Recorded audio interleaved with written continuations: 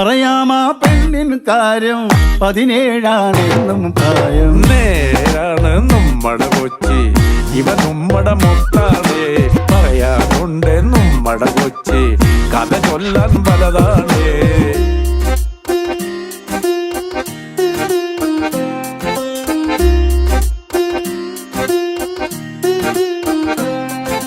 കുടിപ്പാറും കപ്പലിലേറി വരവായ സായിപ്പ് ഇവളെ കണ്ടിട്ടം തോന്നി പണിയിച്ചേ ബംഗ്ലാവ്.